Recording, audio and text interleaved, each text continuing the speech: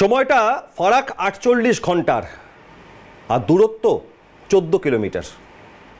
সহানুভূতি, আশ্বাস, পাশে থাকার বার্তা, ভরসা রাখার কথা, আর সেখান থেকে সরাসরি ১৪ কিলোমিটার দূরে লাঠি পেটা। নেতাজি ইন্ডোর স্টেডিয়ামের ৭ই এপ্রিল রাজ্যের মুখ্যমন্ত্রী মমতা বন্দ্যোপাধ্যায় ২০১৬ প্যানেলের প্রায় ২৬,০০০ চাকরি বাতিল হওয়ার পর যারা যোগ্য তাদের নিয়ে বৈঠক করলেন, আশ্বাস দিলেন, ভরসা রাখার কথা বললেন। সরকার সব রকমভাবে চেষ্টা করবে চাকরি হারাদের, যোগ্যদের চাকরি যাতে বজায় থাকে, যাতে সার্ভিস ব্রেক না হয়। একের পর এক বার্তা। তার ঠিক ৪৮ ঘন্টা পর ১৪ কিলোমিটার দূরে ডিআই অফিসে গিয়ে আক্রান্ত হতে হলো সেই যোগ্য চাকরি হারাদের। এক লহমায় চাকরি হারিয়ে উদ্ভ্রান্ত মানুষ গড়ার কারিগররা সরকারের ওপর আস্থা হারিয়ে আন্দোলনের পথ বেছে নিয়েছেন তারা, কিন্তু তাদের শান্তিপূর্ণ আন্দোলনে পুলিশের অতি সক্রিয়তার ছবি দেখল রাজ্যবাসী। দেখুন।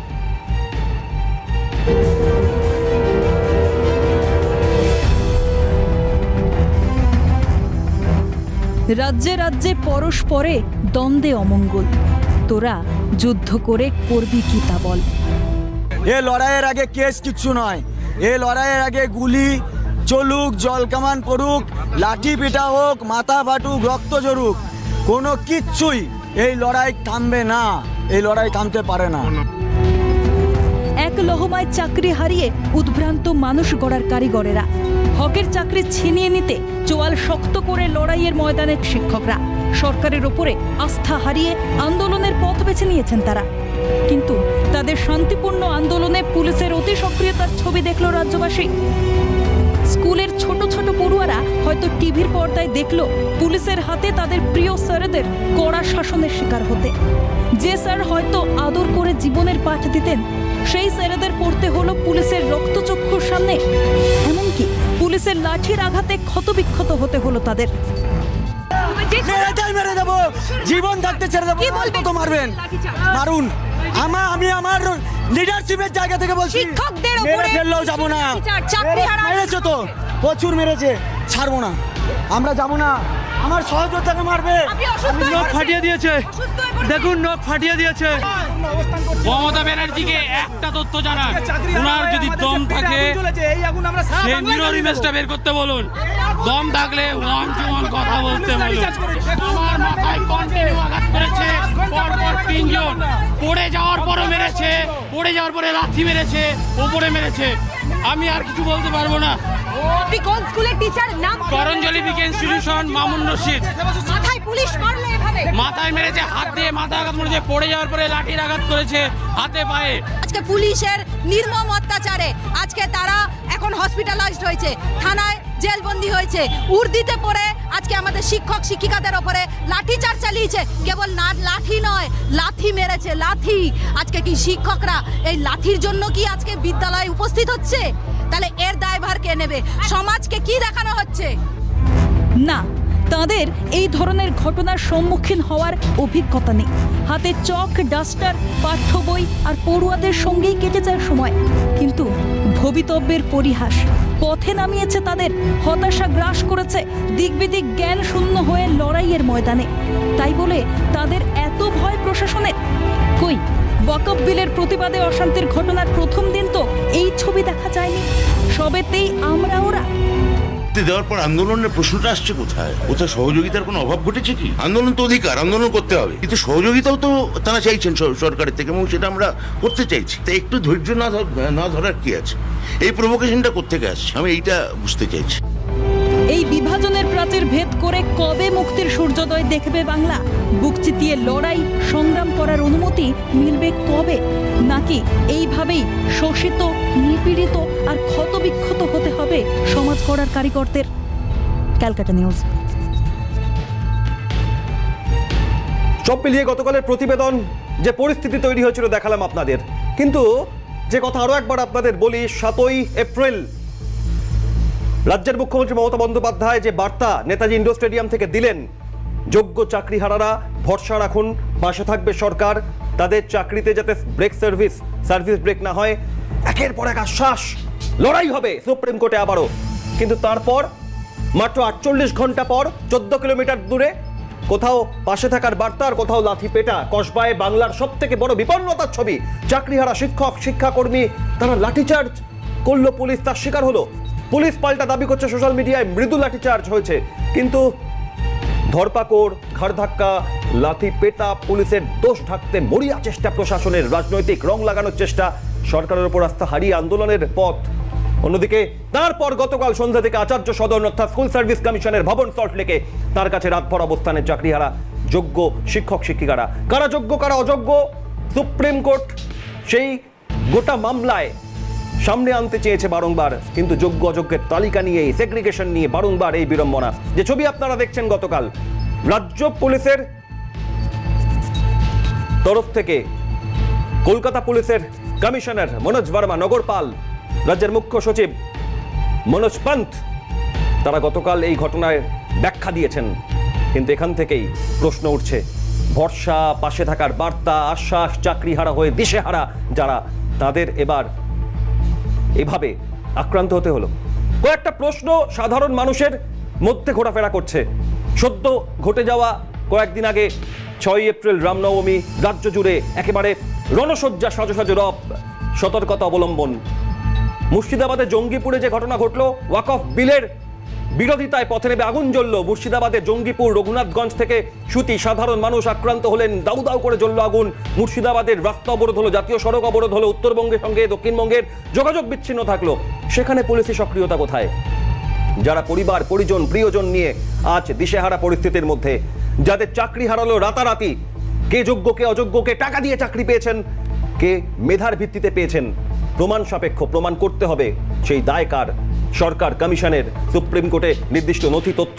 কিন্তু তারপর পাশে থাকার বার্তা দেওয়ার পর জেলায় জেলায় তো আমরা দেখেছি ডিআই অফিসে গিয়ে ডেপুটেশন অবস্থান বা স্মারকলিপি জমা দেওয়া। কসবা কাণ্ডে প্রশ্ন উঠছে, 7ই এপ্রিলের ঘটনার 48 ঘন্টার মধ্যে 14 কিলোমিটার দূরে এই ঘটনা কেন ঘটলো? আমরা এই প্রসঙ্গেই দ্য ডিবেটে আলোচনা করার চেষ্টা করব। আমাদের সঙ্গে রয়েছেন চাকরিহারা শিক্ষক সুমন বিশ্বাস এবং রাজনৈতিক পর্যবেক্ষক দেবব্রত রায়। আমি প্রথমে সুমনের কাছে জানতে চাইব, সুমন, যে পরিস্থিতিতে এই মুহূর্তে আপনাদের মন ভালো থাকার কথা নয়, খুব স্বাভাবিক, প্রত্যেকের ক্ষেত্রেই তাই হতো, কিন্তু একটা বড় প্রশ্ন উঠছে, যেখানে রাজ্যের শিক্ষামন্ত্রী বলছেন যে ওদের তো পাশে থাকার সমস্ত রকম চেষ্টা চলছে, সরকার, খোদ রাজ্যের প্রশাসনিক প্রধান মুখ্যমন্ত্রী বার্তা দিয়েছেন, তারপর কেন ধৈর্য হারিয়ে তারা এই আন্দোলন করছেন? আন্দোলন করার অধিকার থাকলেও তারা ধৈর্য ধরুন। ডিআই অফিসে গিয়ে যে বিক্ষোভ দেখালেন তারা, মানে এক প্রকার দায় আপনাদের ঘাড়ে ঠেলা হলো। কিন্তু আপনারা ঠিক কসবায় কি চেয়েছিলেন আর কি ঘটলো, সুমন, আমি জানতে চাইব। দেখুন, আজকের এই দিনটা কেন এলো? রাজ্যের শিক্ষামন্ত্রী বলছে আপনারা ধৈর্য ধরুন। এইসব আদর্শের বাণী আমাদের আর সইছে না। রাজ্যের মুখ্যমন্ত্রী আমাদেরকে ডেকে নিয়ে সেখানে নিজেদের দলের ক্যাডারদের বসিয়ে নেতাজি ইন্ডোরকে ভর্তি করিয়ে যোগ্যদের কথা শোনা হয়নি, কোনো যোগ্যরা কথা বলতে পারেনি। আমি সেখানে চিৎকার করে বলতে চেয়েছিলাম, মাননীয় মুখ্যমন্ত্রী, আপনি যোগ্য অযোগ্যদের তালিকা দিন, মিরর ইমেজ প্রকাশ করে যোগ্যদের চাকরিটা বাঁচান। আপনি পরিষ্কার করে বলুন আপনি কাদের পক্ষে আছেন, যোগ্যদের পক্ষে না অযোগ্যদের পক্ষে। কিন্তু আমরা পরিষ্কার কিছু শুনতে পাইনি। সেজন্যই গতকাল রাজ্যের যে কটা ডিআই অফিস আছে সেখানে ঘোষিত কর্মসূচি ছিল। সেই ঘোষিত কর্মসূচিতে যেভাবে এই রাজ্যের অবদত্ত পুলিশ প্রশাসন যোগ্য শিক্ষকদের যেভাবে লাঠিচার্জ করেছে, লাথি মেরেছে, চিন্তা করুন, দুর্নীতি করে আমাদের চাকরিটা খেয়ে নিল। আর এই রাজ্যের যে বীর পুরুষ পুলিশ, যারা টেবিলের তলায় ফাইল দিয়ে মাথা লুকায়, সেই পুলিশ কিনা রাজ্যের যোগ্য শিক্ষকদের লাথি মারছে। এর বিরুদ্ধে প্রতিবাদ হবে। আমরা আপসহীন লড়াইয়ের জন্য গতকাল এসএসসি অফিসের সামনে এসেছি, শান্তিপূর্ণ অবস্থান করছি আইন মেনে। আমরা আইন হাতে তুলে নিতে চাই না। 24 ঘন্টার বেশি হয়ে গেছে আমরা অবস্থান করছি, সারা রাত কাটিয়েছি, পুলিশ আমাদের ত্রিপল খাটাতে পর্যন্ত দেয়নি। আমরা ঘাসের উপরে শুয়েছি, মশা কুকুরের বিষ্ঠার পাশাপাশি আমরা শুয়ে দাঁতে দাঁত চেপে চোয়াল শক্ত করে এই আন্দোলনটা লড়ছি। কেন? নিজের চাকরিটা ফিরে পাওয়ার জন্য। কিছুক্ষণের মধ্যেই আপনারা দেখবেন এখানে আমাদের যারা যোগ্য চাকরিহারারা আছে অনশন আমরা কর্মসূচি কিছুক্ষণের মধ্যে গৃহীত হবে, আলোচনা চলছে। কেন আমাদের দেয়ালে পিঠ থেকে গেছে? মাননীয় মুখ্যমন্ত্রী যোগ্য অযোগ্যদের পৃথক তালিকা প্রকাশ করে, ওএমআর শিট প্রকাশ করে, সুপ্রিম কোর্টে রায় পুনর্বিবেচনা করে মামলা ফাইল করে যোগ্যদের চাকরিটা বাঁচাক, অযোগ্যদের স্যাটিসফাইড করে দেওয়া হোক বিদ্যালয় শিক্ষা থেকে। আর এই যে পুলিশি নির্যাতন বাংলার শিক্ষকদের উপর, সমাজের সর্বস্তরের মানুষকে আমরা বলবো, আপনারা এই যে 2016 প্যানেলের যোগ্য শিক্ষকদের পাশে থাকুন, তাদের পাশে দাঁড়ান। আমরা সুমন, আমি আসবো আপনার কাছে। সুমন, খুব স্বাভাবিক বিধ্বস্ত এক পরিস্থিতি, কিন্তু এখান থেকে কয়েকটা প্রশ্ন, সেটা ডিআই অফিস অর্থাৎ জেলা ভিত্তিক ডিআই অফিসে গিয়ে আপনারা যে ডেপুটেশন দিচ্ছেন, যেখানে রাজ্যের খুদ শিক্ষামন্ত্রী, রাজ্যের মুখ্যমন্ত্রী তারা যে বার্তা দিচ্ছেন, তারপর ডিআই এর হাতে কতটাই বা পরিসর, কতটাই বা অবকাশ আছে তার কিছু করার, এই প্রশ্ন তো থাকেই। আমি এখান থেকে আসবো আবারও সুমন আপনার কাছে। দেবব্রত রায় রাজনৈতিক পর্যবেক্ষক রয়েছেন। খুব স্বাভাবিকভাবেই দেবব্রতবাবু, ত্রিপুরার উদাহরণ এতদিন আসতো যে একটা সময় বামফ্রন্টের আমলে সেখানে এভাবে প্রায় 10,000-এর অধিক চাকরি হারা হতে হয়েছিল, এবং সরকারি চাকরিজীবী বিভিন্ন দফতরের ক্ষেত্রে। শুধুমাত্র শিক্ষাক্ষেত্রে 2016-র প্রায় 26,000 এই চাকরি রাতারাতি বাতিল। এই পরিপ্রেক্ষিতে কোনো অবকাশ আছে এই ঘটনাকে একটা বিচ্ছিন্ন ঘটনা বলার? কোনো অবকাশ আছে স্কুল সার্ভিস কমিশন, সরকার বা যেভাবে অযোগ্যদের নিয়োগ হয়েছে সেটাকে অস্বীকার করার? কোনো অবকাশ আছে এই অসহায় রাতারাতি মাথার উপরে বাজ পড়ার মতো এই দিশেহারা শিক্ষকদের আশ্বাস দেওয়ার কোনো ভাষা আছে? নাকি আজ যা ঘটছে তা অত্যন্ত স্বাভাবিক প্রতিক্রিয়া? শুনুন, সরকারের যে সদিচ্ছা আছে সরকার সেটা বারে বারে প্রমাণ দিচ্ছে, কিন্তু একটা মহল থেকে নির্দিষ্ট উপায়ে অরাজকতা তৈরি করার প্রচেষ্টা নিয়ে ব্যাপারটাকে ঘেঁটে দিচ্ছে। কিন্তু দেখুন, সরকার খুব স্বাভাবিক, এই কথা এর আগে উঠেছে। আমি দেবব্রত বাবু এখান থেকে একটা কথা বলবো, 2016-র স্কুল সার্ভিস কমিশন হলো এবং তারপর যখন নিয়োগ হলো তখন কি ঠিক একইভাবেই যারা এই দুর্নীতি করলো, নির্দিষ্ট যারা এই টাকার বিনিময়ে চাকরি দিল বা অযোগ্যদের নিয়োগ করলো, সেক্ষেত্রে সদিচ্ছা ছিল বলেই, কোনো রকম ভ্রুক্ষেপ ছিল না বলেই আজ এতজন যোগ্য অযোগ্য মিলেমিশে একাকার হয়ে গেল? দেবব্রত বাবু, আবার একটা পুলিশ প্রশাসন আমাদের সুমন আসবো আপনার কাছে। সুমন প্লিজ এক এক করে কথা বলবেন। দেবব্রত বাবু, সুমন একটু সময় দাও। শুনুন, একটা জায়গায় তো নিশ্চিত যোগ্যদের চাকরিটা রাখা দরকার, এই বিষয়ে কি কেউ দ্বিমত পোষণ করেন সেটা আগে বলুন। আমরা সব সময় চাই, প্রত্যেকেই চায় যেটা যোগ্যদের চাকরিটা হোক। দেখুন, সমুদ্র মন্থনের সময় যে বিষটা উঠেছিল সেই বিষটা মহাদেবকে পান করতে হয়েছিল। বিষ একটা রয়েছে, কেউ তো অস্বীকার করছে না, কিন্তু সরকার প্রায়ত পক্ষে চেষ্টা করছে সেই ব্যাপারটাকে যাতে যোগ্যদের কোনো একজনেরও কাজ যাতে না যায়, সেই সুপার নিউমেরিক পোস্ট, সেই সুপার নিউমেরিক। দেবব্রত বাবু, 2011-এ রাজ্যে পালাবদল হলো, 2016-এ স্কুল সার্ভিস কমিশন হলো দ্বিতীয়বার ক্ষমতায় ফেরার পর। যদি এমনটা হতো, 2010-এ এসএসসি হয়েছে, 2011-এ তৃণমূল কংগ্রেস সরকার আসার পর নিয়োগ দিয়েছে, 10-এর সময় কে কি গরমিল করেছে তা দেখার কোনো উপায় ছিল না। একটা সরকার 5টা বছর থাকার পর যখন নিয়োগ প্রক্রিয়া চলছে, তখন এখন যেমন আপনি বলছেন কোনো দ্বিমত নেই যোগ্যদের চাকরিটা থাকুক, তখনও মনে হয় কোনো এই দুর্নীতি হোক এ নিয়ে কারোর দ্বিমত ছিল না বলেই প্রত্যক্ষে মদতে এই দুর্নীতি হয়েছে। আমি আসবো দেবব্রত বাবুর কাছে আসবো। খুব খারাপ লাগছে এই জায়গায় সাধারণ মানুষ, এই মুহূর্তে যারা ডিবেট দেখছেন, তাদের পরিবারের প্রিয়জন, পরিজন, প্রতিবেশী কেউ যদি এভাবে চাকরি হারাতেন। হ্যাঁ, এটা হতে পারে যে বেসরকারি প্রতিষ্ঠানে যারা চাকরি করেন তারা অনেকে বলছেন যে আমাদেরও যখন কাজ যায়, চাকরি যায়, রাতারাতি আমরা নতুন কাজ খুঁজি বুকে বল নিয়ে, চোখের জল মুছে। কিন্তু তা নয়, দীর্ঘদিন পড়াশোনা, অধ্যাবসায়, ডেডিকেশন, সে যে কোনো বিষয় হোক, সেটা শিক্ষকতা হোক, সাংবাদিকতা হোক, যে কোনো বিষয় হোক। কুণাল ঘোষ এ প্রসঙ্গে কসবা কাণ্ডের পর কি বলছেন দেখুন। এটা দু একটা বিচ্ছিন্ন ঘটনার উপর দাঁড়িয়ে যে জায়গাটা আরও আইন শৃঙ্খলা অবনতি ঘটে যেতে পারে প্ররোচনা দেওয়া হচ্ছে, সেই জায়গায় দাঁড়িয়ে পুলিশকে একরকম একটা ভূমিকা নিতে হয়। আবার কেউ যদি দলবদ্ধভাবে এসে একটা ডিআই অফিসে ভাঙচুর করতে চান, গেট খুলে ঢুকতে চান, তালা ভাঙতে চায়, যেসব অভিযোগ আছে, তো সেখানে পুলিশকে সেই অফিসটাকে রক্ষা করতে হচ্ছে। ফলে এগুলো একটার সঙ্গে আর একটা মিলিয়ে তো কোনো পর্যবেক্ষণ হতে পারে। আলোচনায় বোঝার চেষ্টা করব বিচ্ছিন্ন বিক্ষিপ্ত ঘটনা আর প্রায় 26,000-এর চাকরি যাওয়া, নয় কোনো বিচ্ছিন্ন বিক্ষিপ্ত ঘটনা, পরিকল্পিতভাবে কি এত বড় একটা ঘটনার পর আর কোনোভাবে তার কোনো জবাব হয়? ফিরে আমরা ডিবেটে বোঝার চেষ্টা করছি গতকাল যে ঘটনা কসবায় ঘটলো নেতাজি ইন্ডোর থেকে 14 কিলোমিটার দূরে 48 ঘন্টা পর, তার পরিপ্রেক্ষিতে কুণাল ঘোষ বলছেন বৈঠকও করেছেন চাকরিহারাদের সঙ্গে। বিচ্ছিন্ন ঘটনা, ডিআই অফিসে দিকে দিকে ডেপুটেশন চলছে, সুমন বিশ্বাসের কাছে যাচ্ছে। সুমন, এটাই বারবার বোঝার চেষ্টা করছি যে সরকার বলছে সুপ্রিম কোর্টে আমরা যাব, আপনারা স্কুলে যাওয়া বজায় রাখুন, ভলেন্টিয়ারি সার্ভিস করতে আপত্তি কোথায়? তারপর ডিআই অফিসে গিয়ে আপনারা যা করছেন, সরকারের পর বলবে যে আপনারা সহানুভূতি দেখাচ্ছেন না, সহযোগিতা করছেন না, সরকার কিভাবে পাশে থাকবে? সুমন, দেখুন, এখনো এই প্যানেলের যারা যোগ্য শিক্ষাকর্মী এবং শিক্ষক রয়েছে তারা আইন হাতে তুলে নেয়নি, এখনো নেয়নি। কারণ এইসব টালবাহানা, এইসব কথা চলবে না। আপনি যদি এই ধরনের অকৃতিকর পরিস্থিতি রাজ্যের মুখ্যমন্ত্রী না চান, এক্ষুনি আপনি যোগ্য অযোগ্যদের একেবারে পৃথক তালিকা প্রকাশ করুন, মিরর ইমেজ প্রকাশ করে যোগ্যদের চাকরি বাঁচানোর জন্য উপযুক্ত পদক্ষেপ নিন। এইসব কথা হবে না যে ডিআই অফিসে ঢুকে পড়েছে, ভাঙচুর করেছে, এইসব একটা জিনিস, একটা চক্রান্ত করার চেষ্টা হচ্ছে। কারণ আমরা তো সব হারিয়েছি, সুতরাং এইভাবে শিক্ষকদের যে মারধর, লাথি মারা, তারপরে আবার তাদের বিরুদ্ধে মিথ্যে মামলায় ফাঁসানো, যে একটা গোষ্ঠীকে মিথ্যে মামলায় ফাঁসানোর যে চক্রান্ত, এর বিরুদ্ধে প্রত্যেকটা যোগ্য শিক্ষক এবং শিক্ষিকা এবং শিক্ষাকর্মীরা রুখে দাঁড়াবে। আমরা আইন হাতে তুলে নিতে চাই না মুখ্যমন্ত্রী, আমরা আইন হাতে তুলে নিতে চাই না, কিন্তু রাজ্য প্রশাসন যদি আমাদের বাধ্য করে আমরা কিন্তু সেই দিকেই যাব।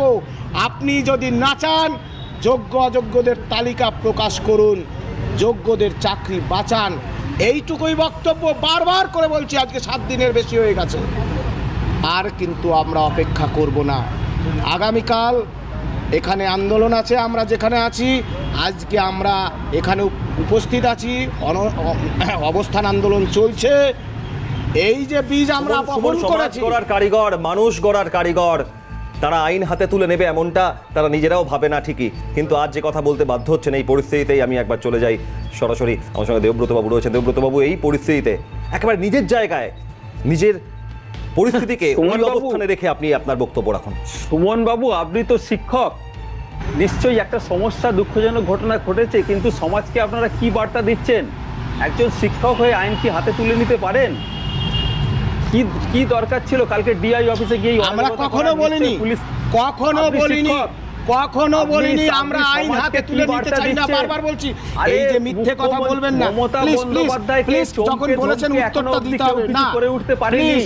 আমরা কখনো আইন হাতে তুলে নিতে চাই না, কখনো আইন হাতে তুলে নিতে চাই না। আমাদের হাতে পেন, আমরা ছাত্র তৈরি করতে চাই, আমাদের হাতে পেন, আমরা কখনো আইন হাতে তুলে নিতে চাই না।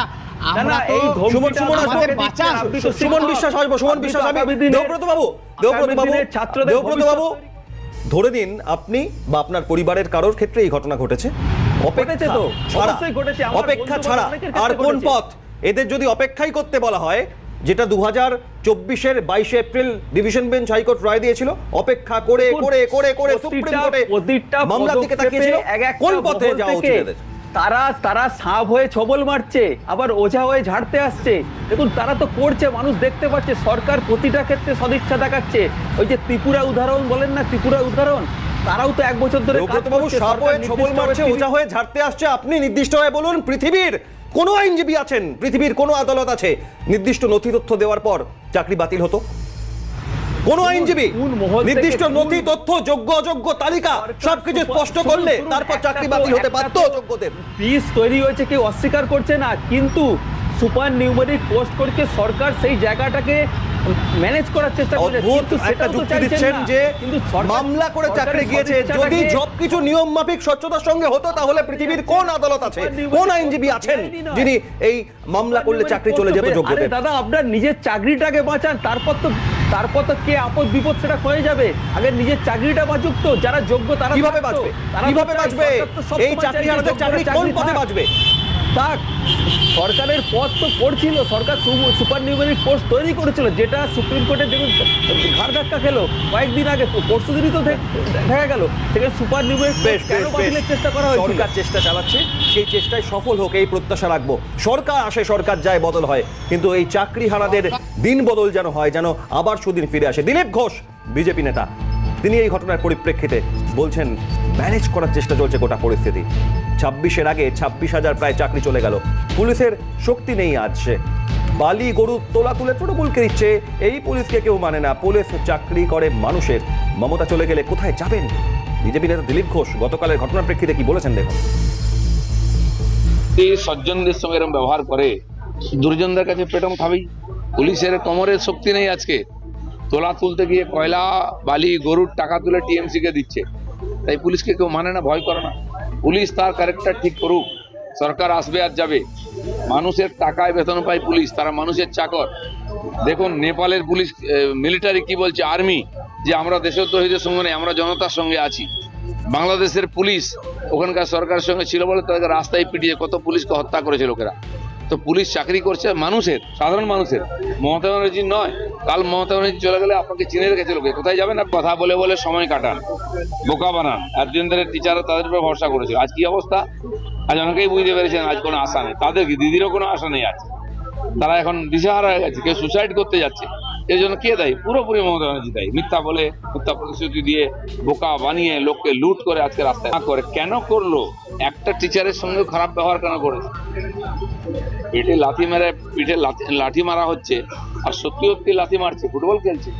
এই পুলিশের এত সাহস হয় কি করে? একটা চোর ডাকাত, গুন্ডা বদমাস, রেপিস্টরা ঘুরে বেড়াচ্ছে, তার গায়ে হাত দিতে। শুনলেন বক্তব্য। আমি সরাসরি সুমন বিশ্বাসের কাছে যাচ্ছি। সুমন, 2024-এর 9ই আগস্ট রাজ্যে করে কাদম্বিনী ধর্ষণ খুনের ঘটনা সামনে আসার পর আমরা দেখেছিলাম সুবিচারের দাবিতে গোটা সমাজের সব শ্রেণী, সব স্তর একত্রিত হয়েছিল। আপনারাও কি এই চাকরি হারানোর পর সুবিচারের দাবিতে সমাজের সব স্তরকে পাশে চাইছেন বা পাশে থাকার বার্তা পেয়েছেন এখনো পর্যন্ত কারোর থেকে? এই বক্তব্যটা রাখার আগে বলছি, আজকের আমাদের এখানে অনেকে জল দিতে এসেছেন, খাবার দিয়ে গেছেন, ফল দিয়েছেন, তাদের সকলকে ধন্যবাদ। কিন্তু যোগ্য শিক্ষক যারা রয়েছেন, যারা এই আন্দোলনটা আমরা একসাথে করছি, আরজি করের সেই গগনচুম্বী আন্দোলন কোথায় মাটিতে ধূলিসাৎ হয়ে গিয়েছিল কেন? রাজ্য সরকারের গভীর চাল, সেই জিনিসটা হতে দেবেন না। আমাদের হকের চাকরি ফিরে পাওয়ার জন্য একযোগে আন্দোলনে আসুন। আমরা আচার্য সদনে আন্দোলনের বীজ বপন করেছি। বাংলার সমস্ত মানুষ, সর্বস্তরের মানুষ, সমস্ত ভেদাভেদ ভুলে গিয়ে আমাদের পাশে দাঁড়ান। আমরা যারা যোগ্য, আমাদের পরিবারগুলো শেষ হয়ে যাবে। একেবারে সুমন, সঠিকভাবে যারা যোগ্য তাদের যেন এই চাকরি হারা হতে না হয়, এই প্রত্যাশা প্রার্থনা আমাদেরও থাকবে। দেবব্রত বাবুকে অনেক ধন্যবাদ জানাবো। তিনিও ব্যক্তিগতভাবে নিশ্চিতভাবে চাইছেন যে যারা যোগ্য তাদের নিয়োগ যেন বজায় থাকে, তাদের যেন এই দুর্দিন থেকে তারা পেরিয়ে সুদিন দেখেন। পেটের দায়ে চাকরিহারারা খেলেন পেটানি কসবার বুকে, এই ঘটনা যেন আর নতুন করে না ঘটে, বুকে আঘাত না দেয় চাকরিহারাদের। অনেক ধন্যবাদ সুমন বিশ্বাসকে, দেবব্রত রায়কে। কিন্তু ডিবেটে আমরা এটাই বোঝার চেষ্টা করছিলাম যে এই পরিস্থিতির পরিণতি কি শুধুই অপেক্ষা তো আমরা করব, আর প্রতি মুহূর্তে সেই অপেক্ষার সঙ্গে নজর রাখবো পরিস্থিতির দিকে। ডিবেট এখানে শেষ করছি। অন্যান্য খবরের জন্য আপনাদের নজর থাকুক ক্যালকাটা নিউজে।